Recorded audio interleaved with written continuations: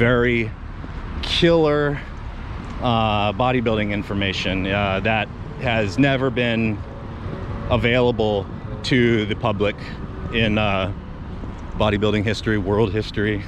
Bodybuilding's existed for about 70 years, so I guess you say bodybuilding history. World history sounds more cool though.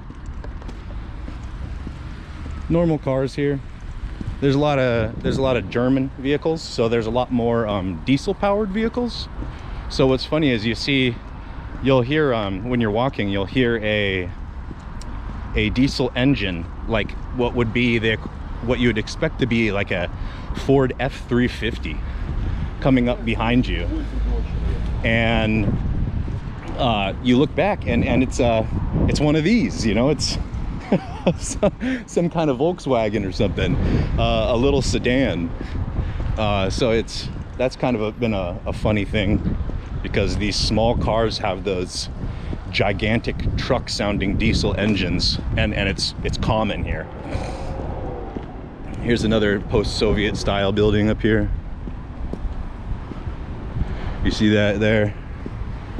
Everything is box shaped. So if you look, like sharp, hard edges and box shapes, that's post-Soviet style architecture. Today I'm walking through like more of a non-busy section. There's a more like crowded walking section of the city that I'm going to take you guys to in the next couple days, where you'll see more walking, but still it's nothing like Asia as far as like the density. So the density is of people here is nothing like Asia. It's much more spread out. This looks pretty cool. See that there?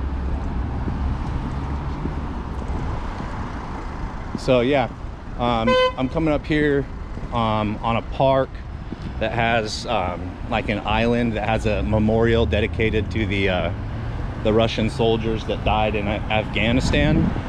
Because, you know, in America we had the Vietnam War, and then the Soviet equivalent of that was the war in Afghanistan. So, you know, the Americans lost a ton of soldiers, young guys, you know, in the Vietnam War. And then the Russians and the Eastern Europe, you know, the Soviet, lost a ton of young boys, young soldiers in the war in Afghanistan that they had, which was around the same time period. So there's that, and then there's a World War II like museum up there. There's a lot of World War II stuff. Like there's a monument called Victory Monument that is about the victory of the Allied forces in World War II, which obviously included the Soviet Union, because the America, Britain, the Soviet Union were all allied forces against the Axis powers in World War II. But you know, it kind of reminds me of, man, seeing all these different places around the world, living in all these different places. You see similarities and differences depending on like which political dominant structure existed in its history. And it's really interesting seeing how that affects the actual architecture and landscape of each place. The people, the way that they dress here, I would describe it as 90s. Like 90s in America, what people dress like is pretty similar to what people dress like here. Another thing is that the people here are super conservative, guys. You know, I've been through my travels and I've had my time, and you know what?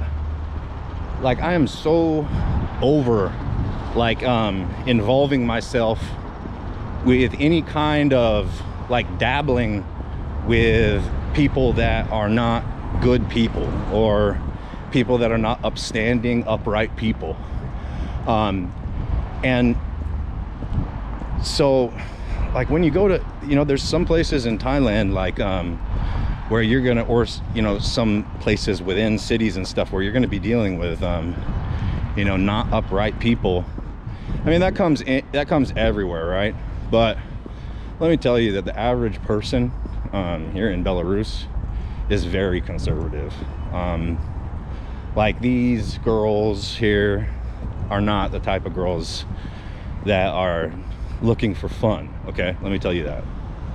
And you know, while that may be fun, and especially when you're younger, I'm older now, guys. You know, I'm 31 now, and you know, after having all my experiences and being all over the world, meeting a bunch of different kinds of people, I'm over. That's what I'm trying to tell you, is that I am over involving myself with anything that is or the types of people that are not uplifting types of people, that are, you know, we're gonna better each other's lives and stuff like that. So yeah, the girls here predominantly are heavily looking for long-term boyfriend, husband, family relationships. They're not looking for fun. You'll find a lot more of that in Thailand, if that's what you're looking for. You'll find more of that in Asian countries. But yeah, I like this place. This place is cool. It's not expensive. When the way that I used to do it, when I would like rent, back when I was first starting out, you guys, you know, like back when I was first like becoming bodybuilder in Thailand, I would get to a new country or get to a new city, a new spot, and basically what I would do was I would rent a hotel for like 3 days or a week when I first got there. And then during that time, my mission would be to walk around and find an apartment to rent that I could sign a lease for like, you know, 1 to 3 months usually. I think I did one for 6 months before in Thailand. And then, you know, the prices on those for renting those apartments would be somewhere between usually $200 up to $650 a month. But then you guys know that the most important thing to me in my life, the reason why I've designed my life the way that I have, is because freedom is the most important thing in my life. I will die for freedom without hesitation. And so one of the aspects, you know, I've created this way of making my living, doing this stuff and everything, and not being locked down in any one place is very important to me. Having the option to pick up and move if I want to, on short notice.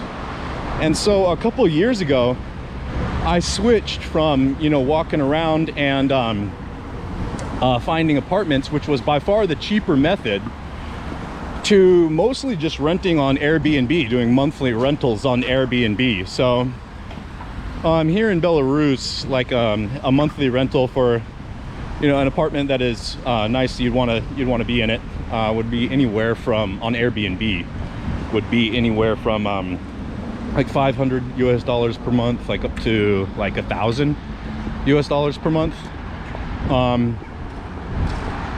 So, and it would be about like 2/3 of that cost if I wasn't doing it on Airbnb. But what I'm trying to say is that it's worth it to me to sacrifice some money for enhanced freedom, because then, you know, there's no leases and you're not locked in anywhere for more than a month. So that's the way that I've been doing things lately. For the past couple of years, doing Airbnb here in Belarus too. You can go like month to month on Airbnb, so it's a little more expensive, but it offers that enhanced freedom, ability to be choosing your location at a moment's notice. Oh, here's some cool sculpture. See this one over here? That's like a movie theater, and you see those letters. There are some letters in the Cyrillic alphabet that are similar to English letters, but a lot of them don't make the same noises. So that says Moskva, which means Moscow. I'm going to show you this sculpture here, which is, this is what I'm talking about. You see the like muscularity of the sculpture. Like, even though they're, I mean, what the hell are they doing? They're like playing with a sun ray or something like that. But if you see, you know, it's a very muscular, strong looking sculpture, and that's the kind of thing that you will see all over the place in Belarus, is these that kind of things. Read a little bit more to you guys here. That one says Wash Vibar, so probably somewhere for drinking. Next to it, it says Fitness Clue, or Fitness Clue, something, Fitness Clue, something like that. Next to it, there's a shop called a magazine. Usually that's for like buying alcohol, buying drinks, stuff like that. Here's another sculpture right here that has like women, but as you see, again, it's a very strong looking sculpture. Like the poses, like the arms, like look how muscular that is. Like even the bottom, like look at the muscular ass on that. That's what I mean. It's a lot of the sculptures have that classic Greek look, where it looks like they're